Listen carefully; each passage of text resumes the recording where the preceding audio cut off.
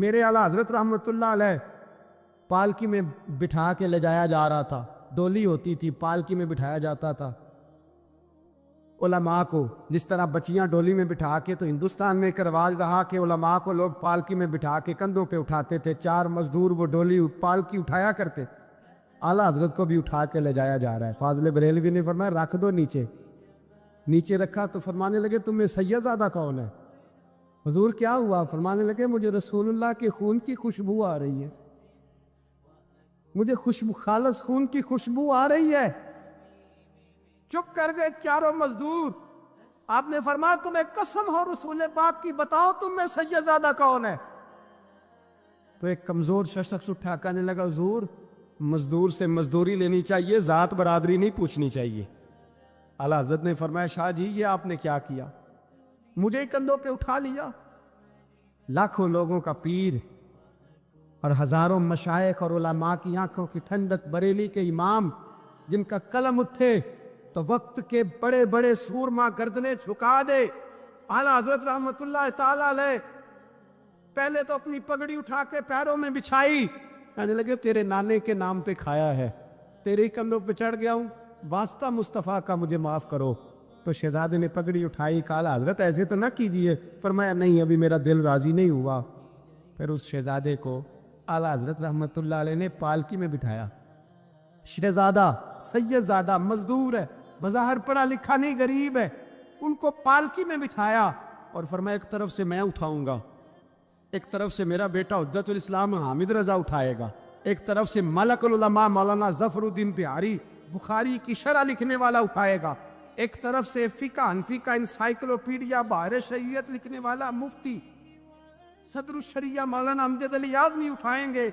چاروں نے جب اٹھایا وہ جا رہے تھے تو مولانا حسن رضا فاضل بریلوی فرما رہے تھے بے ادب گستاخ فرقوں کو سنا دے اے حسن، بے ادب گستاخ فرقوں کو سنا دے اے حسن، یوں کہا کرتے ہیں سنی داستان اہل بیت میرے دادا مرشد مفتی اعظم ہند مولانا مصطفیٰ رضا کا۔ اعلیٰ حضرت کے چھوٹے بیٹے، ان کا ایک مرید اپنے کسی دوست سے کہنے لگا میرے پیر مفتی اعظم ہیں۔ اس نے کہا تم سنیوں کا طریقہ ہے جس کو بناتے ہو اعظم ہی بنا دیتے ہو، امام تو اعظم، اعلیٰ حضرت تو اعلیٰ حضرت، مفتی تو مفتی ہے، تمہارا طریقہ ہے۔ اس نے کہا نہیں میرے پیر واقعی بڑے عالم ہیں۔ اس نے کہا میں جاؤں گا ایسا مسئلہ پوچھوں گا تیرے پیر کو جواب ہی نہیں آئے گا۔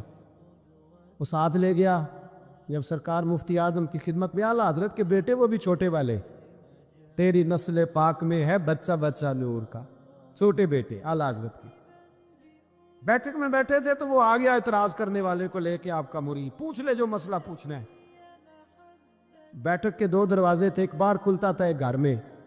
بیٹھے سلام کلام کے بعد کیسے آئے ہو؟ کہا حضور یہ کوئی بات پوچھنا چاہتا ہے، اور وہ رستے میں کہہ رہا تھا میں ایسا سوال پوچھوں گا تیرے پیر کو جواب ہی نہیں آئے گا، رستے میں یہ باتیں کرتا آ رہا۔ کہا پوچھو۔ اس نے پوچھا، کہنے لگا جی بتائیے نبی پاک علیہ السلام کی 4 بیٹیوں کے نام کیا ہیں؟ تو مفتی اعظم ہند اٹھے، جو دروازہ اندر کھلتا تھا اس کمرے سے اندر چلے گئے۔ وہ اعتراض کی تنقید آسان ہوتی ہے، تعمیر مشکل ہوتی ہے، اعتراض لوگ فٹافٹ کر لیتے ہیں۔ کہنے لگا تو تیرے پیر کو تو 4 بیٹیوں کے نام نہیں آتے، وہ کتاب دیکھنے چلے گئے ہیں، وہ تو دیکھ کے بتائیں گے، ان کو تو نام نہیں یاد۔ پر کیا کرے، فاضل بریلوی کا کمال ہی بڑا انوکھا ہے، یہ رضا کے نیزے کی مار ہے کہ عدو کے سینے میں غار ہے۔ اعلیٰ حضرت کا رنگ ہی کچھ نرالا ہے۔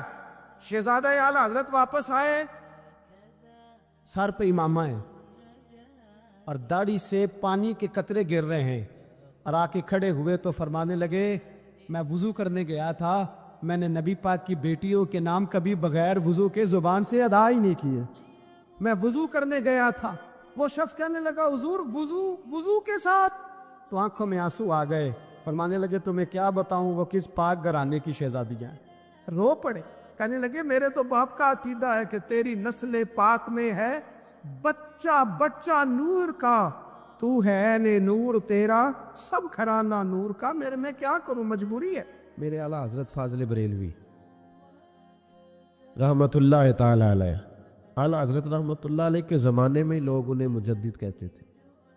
ان کے زمانے میں ہی انہیں امام اہل سنت کہا جاتا تھا۔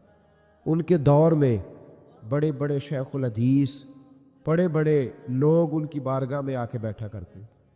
سید دیدار علی شاہ صاحب رحمۃ اللہ علیہ عمر میں ان سے بڑے تھے، لیکن پھر بھی ان کی خدمت میں آ کے بیٹھتے تھے۔ صدر اللہ فاضل سید نعیم الدین مراد آبادی جیسی شخصیات ان کی بارگاہ میں رات کو بیٹھا کرتے تھے۔ بڑے بڑے قیمتی لوگ، حضرت محدث صورتی، یہ مرید تھے مولانا فضل الرحمان گنج مراد آبادی رحمۃ اللہ علیہ کے، اور پڑھا بھی انہی سے، خلافت بھی انہی سے، سارا سلسلہ انہی سے، لیکن ہر وقت اعلیٰ حضرت کے پاس بیٹھے رہتے تھے، اور عمر بھی اعلیٰ حضرت سے زیادہ تھی۔ تو کچھ لوگوں نے کہا کہ سارا سلسلہ وہاں ہے، بیٹھے یہاں رہتے ہو۔ فرمانے لگے یار جو ایمان کی لذت ان کے پاس ملی ہے وہ کسی اور جگہ نہیں ملی، ہر چیز اپنی جگہ پہ۔ لیکن اس کے ساتھ ساتھ ایک دوسرا پہلو بھی تھا۔ جس طرح آج لوگوں نے شور ڈالا ہے نا، اتنی تنقید شاید کسی شخص پہ ہوتی ہو جتنی فاضل بریلوی پہ معاذ اللہ کی جاتی ہے۔ لوگ بدعتی کہہ کے، قبر پرست کہہ کے، بڑا کچھ کہہ کے تانے نہیں دیتے، انہیں الزامات نہیں لگتے۔ تو یہ آج نہیں شروع ہوئے، یہ اس زمانے میں بھی یہ سلسلہ جاری تھا۔ حضرت مولانا ظفر الدین صاحب بہاری رحمۃ اللہ تعالی علیہ بہت بڑے عالم تھے، بخاری کی شرح فرمائی، اور اعلیٰ حضرت کے خلفاء میں سے تھے، بڑے قابل آدمی تھے، بہت بڑے عالم تھے۔ تو پیار بھی بڑا تھا، جس سے محبت ہوتی ہے اس کی غیرت بھی انسان کے دل میں ہونی چاہیے۔ تو خطوط پڑھنے کی اور جواب دینے کی ڈیوٹی بھی حضرت مولانا ظفر الدین بہاری رحمۃ اللہ علیہ کی تھی۔ تشریف فرما تھے، بیٹھے ہوئے تھے، تو خط آتے تھے۔ اب ہمارے ہاں ٹیلی فون آتے ہیں، کام آسان ہو گیا ہے، پرانے زمانے میں خطوط آیا کرتے تھے، اور خطوط کے جواب لکھنا ایک بہت بڑا کام ہوتا تھا۔ باقاعدہ مشائخ کے پاس کچھ لوگ ایسے موجود ہوتے تھے جو صرف خطوط کے جواب دیتے تھے، اور اگر کوئی فتوے کا معاملہ ہوتا تھا تو وہ فاضل بریلوی علیہ رحمہ خود لکھا کرتے تھے۔ تو خط کچھ آئے، مولانا ظفر الدین بہاری رحمۃ اللہ علیہ پڑھنے لگے، سنانے لگے، جواب اعلیٰ حضرت فرمانے لگے، وہ لکھنے لگے۔ تو ان خطوط کے اندر 2-3 خطوط ایسے بھی آئے جس میں لوگوں نے اعلیٰ حضرت کو گالیاں لکھی ہوئی تھی، معاذ اللہ، بڑے سخت جملے کہے تھے، اور ایسی باتیں کہی تھیں کہ جو وہ پڑھتے گئے تو انہیں جلال آتا گیا۔ بڑے مریدین اعلیٰ حضرت کے، حاجی لال خان جیسے بڑے رئیس اعظم لوگ تشریف فرما تھے، جب یہ خطوط پڑھے گئے جلال آیا سب مریدین کو، اور جوش میں مولانا ظفر الدین بہاری کہنے لگے میں ان پر مقدمہ کروں گا، میں کچہری جاؤں گا، عدالت جاؤں گا، میں مقدمہ کروں گا، انہیں سزائیں دلواؤں گا۔ اعلیٰ حضرت رحمۃ اللہ علیہ مسکرا کے ان کا چہرہ دیکھنے لگے، فرمانے لگے اس طرح کر، ان کو بند کر، اور یہ میرے سے چابی لے، فلاں الماری کھول، اس کے فلاں دراز میں کچھ خط پڑے ہیں وہ بھی نکال کے لا۔ آپ کہتے میں گیا، وہ خطوط میں نکال کر کے لایا، اور لا کر میں پڑھا، ان کو کھولا تو کسی نے اعلیٰ حضرت کو امام اہل سنت لکھا ہوا تھا، کسی نے لکھا تھا مجدد آپ، کسی نے لکھا تھا کہ ہندوستان کے حسان بن ثابت بھی آپ ہی ہیں رضی اللہ، کسی نے کوئی لقب دیا، کسی نے کوئی۔ اعلیٰ حضرت فرمانے لگے ظفر الدین اس طرح کر یار، انہوں نے میری تعریفیں کی ہیں، پہلے انہیں جائیدادیں بانٹنا، تو پھر تنقید کرنے والے پہ مقدمہ بھی کر لینا، انہیں پہلے جائیدادیں بانٹنا، ان کے لیے انعام کا اعلان کر۔ اور پھر بڑا خوبصورت اور قیمتی جملہ جو صوفیاء کی روحانی تربیت کے لیے بڑا قیمتی ہے، بڑا خوبصورت جملہ کہا۔ آپ فرمانے لگے مجھے بتاؤ تو صحیح، میرا ان کے ساتھ ذاتی جھگڑا کیا ہے؟ یہ جو مجھے گالیاں دیتے ہیں، میرا جھگڑا کیا ہے ان کے ساتھ؟ کوئی زمین کا میرا ان کے ساتھ لین دین کا معاملہ؟ کیا جھگڑا ہے؟ جھگڑا یہ ہے کہ یہ کہتے ہیں جیسا علم نبی پاک کو ہے ویسا جانوروں پاگلوں سب کو ہے، تو میں انہیں کہتا ہوں تم کفر بکتے ہو۔ یہ کہتے ہیں لاٹھی تو فائدہ دیتی ہے، محمد اور علی تو اتنا فائدہ بھی نہیں دیتے، تو میں انہیں کہتا ہوں تم کفر بکتے ہو۔ یہ کہتے ہیں اللہ جھوٹ بول سکتا ہے معاذ اللہ، تو میں کہتا ہوں تم کفر بکتے ہو۔ یہ کہتے ہیں حضور کے بعد بھی کوئی نبی آئے تو ختم نبوت میں فرق نہیں پڑتا، تو میں کہتا ہوں تم کفر بکتے ہو۔ یہ کہتے ہیں گدھے بیل کا خیال آئے تو نماز نہیں ٹوٹتی، نبی پاک کا آ جائے تو ٹوٹ جاتی ہے۔ تو فرمایا میں انہیں کہتا ہوں میرا ان کے ساتھ جھگڑا کیا ہے، یہ بس جھگڑا ہے۔ فرمایا چل ظفر الدین انہیں مجھے گالیاں نکالنے دے، جب تک مجھے گالیاں لکھتے رہیں گے میرے نبی کی توہین میں تو کوئی جملہ نہیں نہ لکھیں گے، لکھنے دے مجھے گالیاں۔ جے کر یار دے نام دا ملے بیڑا، چولی پا لئیے پنجے سٹیے نا، تو یہ کر یار دے نام دی ملے سولی، جھوٹا جھوٹ لئیے پیشہ ہٹی۔ فاضل بریلوی ایک پختہ یقین والی شخصیت ہے، پختہ یقین والی۔ بریلی شریف کے دائیں بائیں طاعون کا مرض پھیل گیا تو اعلیٰ حضرت فرماتے ہیں میرے منہ میں بھی کچھ گلٹیاں نکل آئیں، تو بعض لوگوں نے کہا شاید آپ کو بھی طاعون ہو گیا ہے۔ اعلیٰ حضرت رحمۃ اللہ علیہ فرماتے ہیں جو سب سے بہترین طبیب تھا وہ لایا گیا، اس نے میرا منہ دیکھ کے گلٹیاں دیکھ کے کہا خو آپ کو تو طاعون کا مرض ہو گیا ہے۔ تو اعلیٰ حضرت فرمانے لگے مجھے ساری بیماریاں لگ سکتی ہیں، یہ نہیں لگ سکتی۔ اس نے کہا حکیم میں ہوں کہ آپ ہیں؟ فرمایا نہیں آپ ہی ہیں، پر یہ بیماری مجھے نہیں لگ سکتی، یہ مجھے ہو نہیں سکتی۔ اس نے اصرار کیا تو اعلیٰ حضرت رحمۃ اللہ تعالیٰ علیہ اس کو کہنے لگے میاں تو جو مرضی کر لیکن مجھے طاعون کا مرض نہیں ہو سکتا، یہ بات طے ہے۔ وہ ناراض ہو کے چلا گیا۔ اب طاعون کی جو گلٹیاں ہوتی تھی نا وہ بڑے بڑے مہینوں نہیں جاتی تھی، تکلیف رہتی تھی۔ اعلیٰ حضرت کہتے ہیں میں نے اسی رات نا تھوڑی سی کالی مرچوں کا سفوف بنایا اور مسواک میں رکھ کے جب منہ کے اندر چھڑکا تو تھوڑا سا خون نکلا اور میرا منہ بالکل ٹھیک ہو گیا۔ سویرے میں نے کہا بلاؤ نا اپنے حکیم کو جو کہتا تھا طاعون ہو گیا ہے۔ تو لوگ کہنے لگے حضور آپ کو ویسے کیسے پتا تھا طاعون نہیں ہے؟ فرمانے لگے پتہ اس طرح تھا کہ اللہ کے رسول صلی اللہ علیہ وسلم نے ایک دعا ارشاد فرمائی ہے، فرمایا کسی مریض کو دیکھ کے پڑھ لو الحمدللہ الذی مما ابتلاک بہ وفضلنی علی کثیر ممن خلق تفضیلا۔ حضور نے فرمایا کسی بیمار کو دیکھ کے، مصیبت والے کو دیکھ کے یہ دعا پڑھو، تم اس مصیبت میں شکار نہیں ہوں گے۔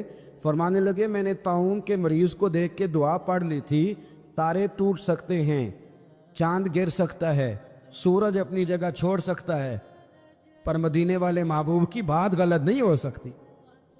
یہ میرا یقین کامل ہے، ساڑھے نبی دی زبان ساڑھے واسطے قرآن، یہ بات غلط ہو سکتی؟ مضبوط یقین فاضل بریلوی کا، مضبوط نظریات۔ اعلیٰ حضرت رحمۃ اللہ تعالیٰ علیہ سے کسی نے کہا آپ کس طرح کے مومن ہیں، کس طرح کے مومن ہیں؟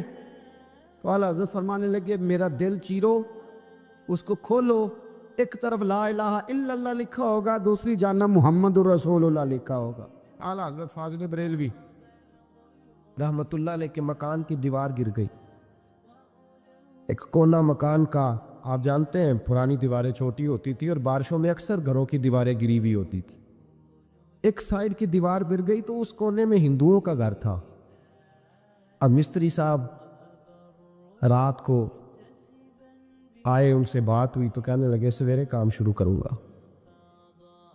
کہا ایک دو صاحب نے کہ ہندوؤں کا گھر ساتھ ہے اور وہ دشمن بھی بڑے زیادہ ہیں، تو رات کو ہی ہو جائے۔ کہنے لگا جی نہیں میری مجبوری ہے، مزدور کہاں سے لاؤں گا، بڑے معاملات ہیں، سویرے شروع ہوگی۔ اب رات کو مولانا ظفر الدین بہاری علیہ رحمہ کہتے ہیں بچے مدرسے کے باقی سارے لوگ سب کو جمع کیا گیا، چونکہ اس طرف سے تھوڑا خطرہ تھا ہندوؤں کی جانب سے۔ کہا جناب یہ بڑے دشمن ہیں اسلام کے، تو اس طرح کرو، اس طرح کرو کہ دو تین بچوں کی ڈیوٹی لگائیں یا کچھ لوگوں کی یہاں رات کو پہرا دیا جائے۔ ٹھنڈ بھی بڑی زیادہ تھی، کھڑا ہونا بھی مشکل تھا۔ اعلیٰ حضرت رحمۃ اللہ علیہ شاہ کی نماز کے بعد جلدی حجرہ خاص میں تشریف لے جاتے تھے۔ اس رات جب دیکھا نا باہر شور ہو رہا ہے تو اسی طرح سر پہ ایک رومال لپیٹا تو باہر آ گئے۔ کہنے لگے کیا شور ہے؟ کہ حضور سردی ذرا زیادہ ہے تو یہاں کسی کی ڈیوٹی لگانی ہے پہرے کی۔ 2 منٹ خاموش رہے، پھر فرمانے لگے کوئی ضرورت نہیں، جاؤ سو جاؤ سارے جا کے، کوئی ضرورت نہیں، جاؤ اپنے اپنے گھروں کو، کوئی حاجت نہیں، پہنچ جاؤ۔ کہ حضور مہربانی کرے، وہ طے ہونے لگا تھا۔ فرمایا میری وجہ سے کیوں کوئی ساری رات بیدار رہے، جاؤ تمہیں کہا آرام کرو۔ لوگ سو گئے۔ صبح فجر کی نماز پڑھ کے اعلیٰ حضرت رحمۃ اللہ تعالیٰ علیہ جب سیڑھیاں اتر رہے تھے رضا مسجد کی، تو وہ جس ہندو کی جانب سے زیادہ خطرہ تھا وہ سیڑھیوں پہ بیٹھا تھا۔ مسجد کی سیڑھیوں پہ. سب لوگوں کی توجہ ہو گئی. کہنے لگا مولانا میں کلمہ پڑھنے آیا ہوں, مجھے کلمہ پڑھا کے مسلمان کر دے. میں کلمہ پڑھنے آیا ہوں, مسلمان کرے.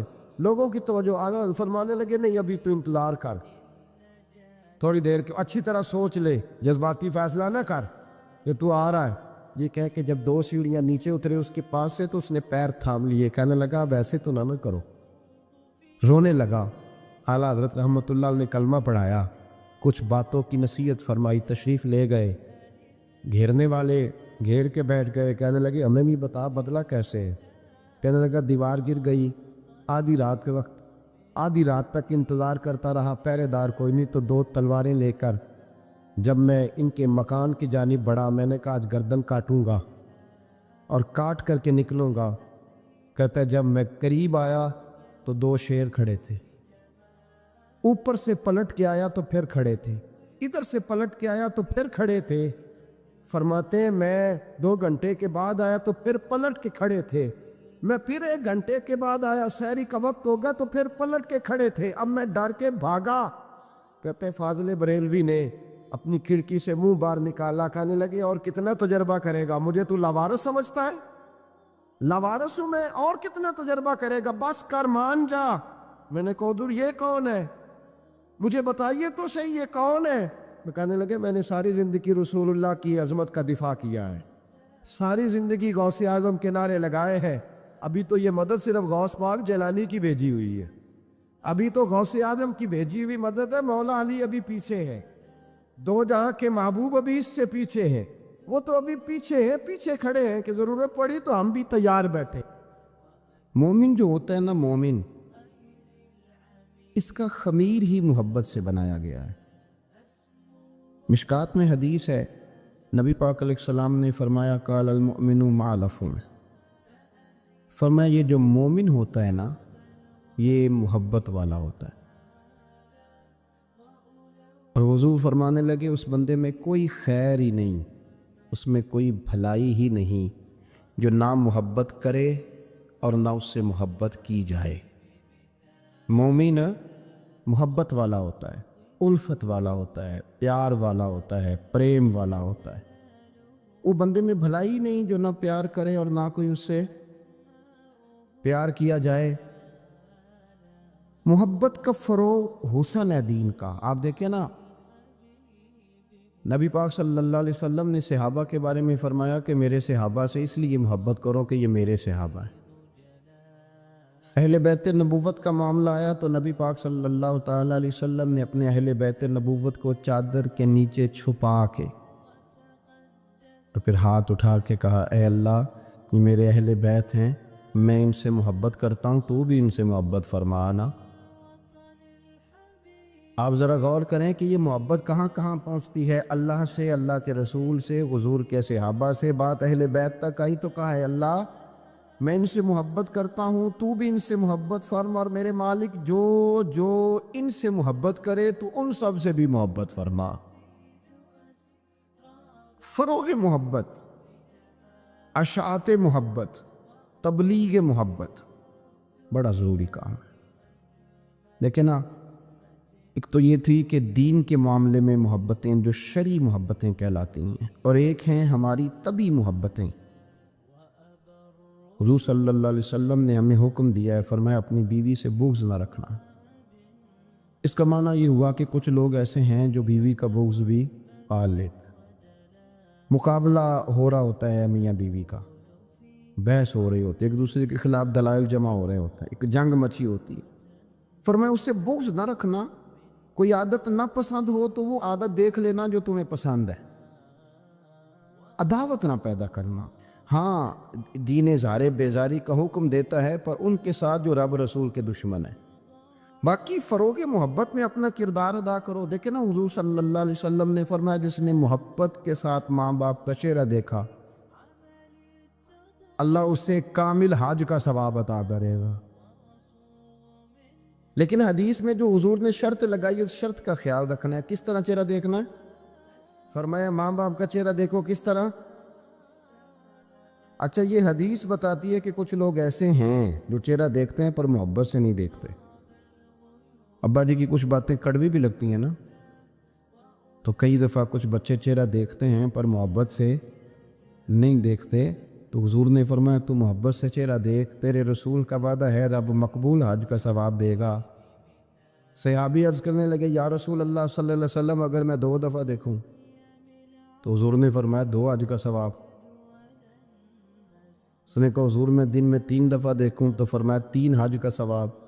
اس نے چوتھی بار کی بات کی تو حضرت ابو ہریرہ فرماتے ہیں حضور نے فرمایا تو جو پوچھتا رہے گا اور میں بتاتا رہوں گا تو بات ختم نہ کریں۔ حضور حکم کریں، فرمایا تو 100 دفعہ دیکھ، اللہ 100 حج کا ثواب عطا کرے۔ بات کو ختم کرتے ہیں۔ تو جتنی دفعہ دیکھ اللہ تجھے اتنے حج کا، شرط یہ ہے کہ ذرا پیار سے دیکھ، ذرا محبت سے دیکھ۔ نفسیات کا ڈاکٹر بوڑھوں کو نیند کی دوائی کیوں دیتا ہے؟ وہ اس لیے دیتا ہے کہ ان کے بچے انہیں وقت نہیں دے۔ بچے کو بہلایا جا سکتا ہے، بوڑھے کو بہلایا نہیں جا سکتا، اس لیے کہ جو بوڑھا ہوتا ہے نا اس کے پیچھے پوری ایک داستان زندگی ہوتی ہے،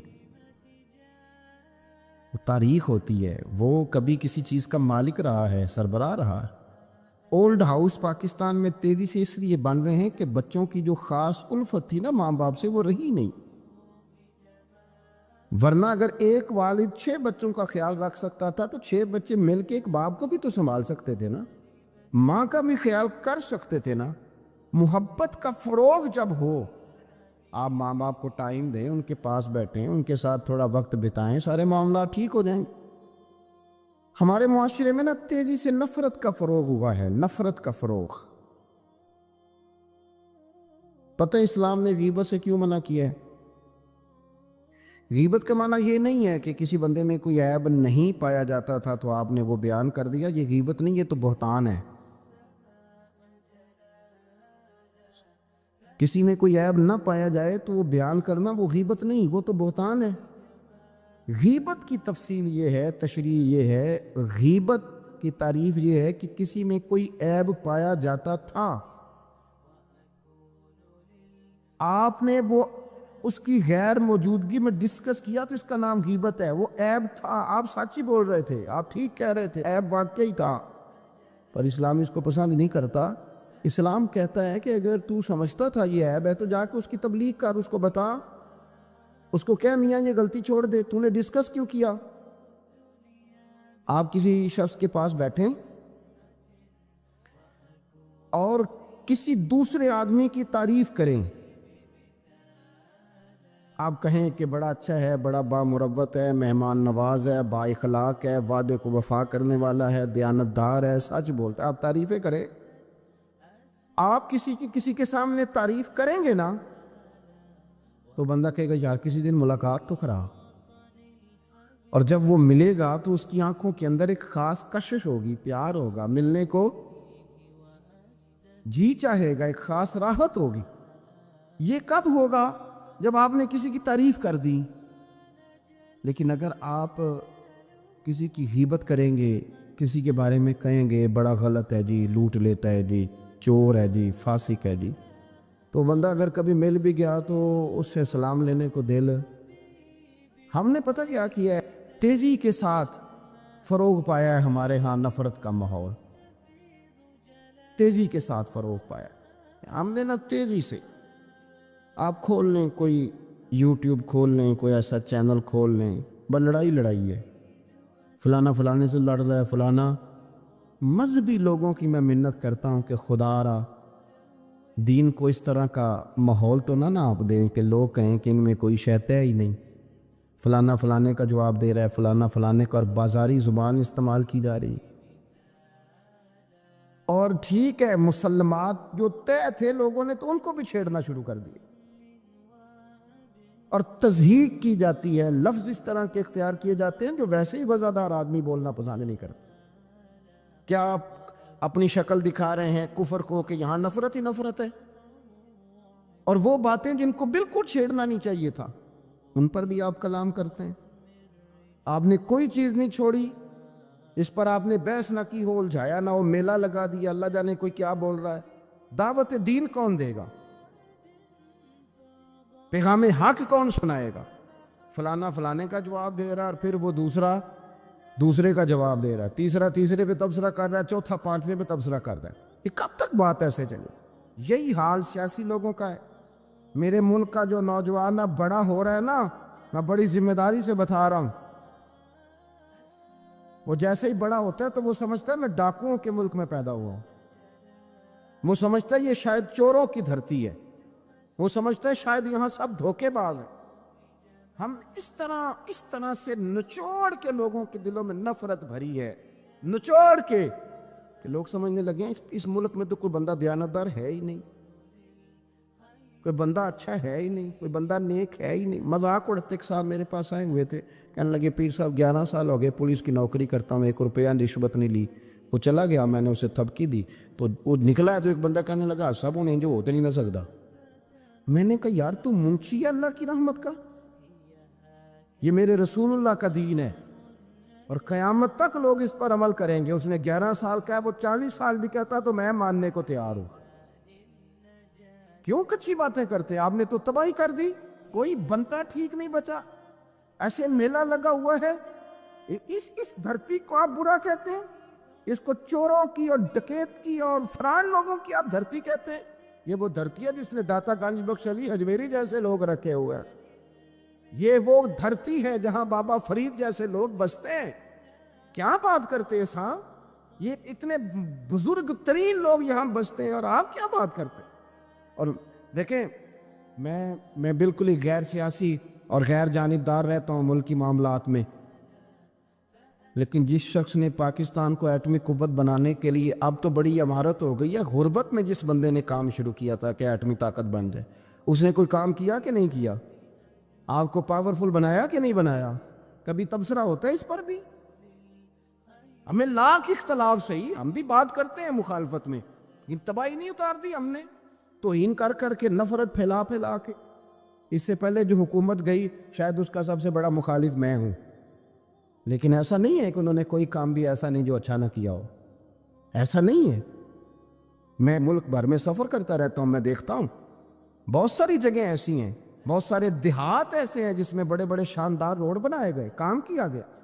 ان کی 99 خامیاں اپنی جگہ پر، خوبی کا بھی تو ذکر کریں. یہی حال اس گورنمنٹ کا ہو رہا ہے. لاٹھ لے کے لوگ ہیں، یہ بھی گندا وہ بھی گندا. یہ آپ کس طرح کی بات کر رہے ہیں؟ آپ نے تو ملک کو یہ نام دے دیا ہے کہ یہاں کوئی اچھا انسان بستا ہی نہیں. مولوی ہیں تو سارے برے ہیں، پیر ہیں تو سارے برے ہیں. کیا بات کرتے ہیں صاحب؟ یہ میرے رسول اللہ کی قوم ہے، یہ نبی پاک کی امت ہے، اور حضور نے فرمایا میری امت کبھی گمراہی پر جمع نہیں ہوگی. یہ نہیں ہو سکتا سارے لوگ ہی غلط ہو جائیں. لیکن ہم نے تباہی اتار دی. جس کے ہاتھ میں سپیکر آتا ہے وہ سب کی پگڑیاں اچھالنا ضروری سمجھتا ہے. جس کے ہاتھ میں قلم آتا ہے وہ کہتا چونکہ میں لکھ رہا ہوں تو میں اکیلا ٹھیک ہوں، باقی سارے غلط ہیں. محبت کو فروغ دیں، پیار کریں، اخوت کا رنگ دیکھیں. حاتم طائی کی بیٹی مجرم بن کے آئی تھی، مجرم بن کے کلمہ نہیں پڑھتی تھی، اور اس کو سامنے کھڑے کر کے میرے نبی پاک نے فرمایا تیرا باپ کلمہ نہیں پڑھتا تھا پر اس میں عادتیں اچھی پائی جاتی تھی، اس کی صفات ٹھیک تھیں. یعنی حضور تعریف کر رہے ہیں، نبی پاک تعریف، اور ہماری زبان گونگ ہو جاتی ہے تعریف کی دفعہ. ہم تو جو میری بات مان کے وہ بندہ ٹھیک ہے، اور جس نے میری بات نہیں مانی وہ بندہ درست، یہ گونگ ہو جاتا ہے ہمارا مزاج. اپنی زندگی میں اچھے الفاظ ادا کریں. اولیاء اللہ کے بارے میں، ان لوگوں کے بارے میں جو مسلمہ بزرگ ہیں، ہمارے امت کے مسلمہ بزرگ ہیں، ان کے بارے میں ہم ایسی کمزور باتیں کرتے ہیں جن کا سرے سے کوئی وجود نہیں، سرے سے کوئی داستان نہیں ان لوگوں کی. تو یاد رکھیں میرے عزیز، میرے رسول کریم صلی اللہ تعالیٰ علیہ وآلہ وسلم نے جو ہمیں دین دیا وہ محبت والا دین ہے، وہ پیار والا دین ہے، وہ اخوت والا دین ہے. اس میں پیار کریں گے، پیار آگے لے کے جائیں گے، پیار کو فروغ دیں گے. سنیں حدیث میرے نبی پاک علیہ السلام نے فرمایا قیامت کے دن رب کریم فرمائے گا کہاں ہیں وہ لوگ؟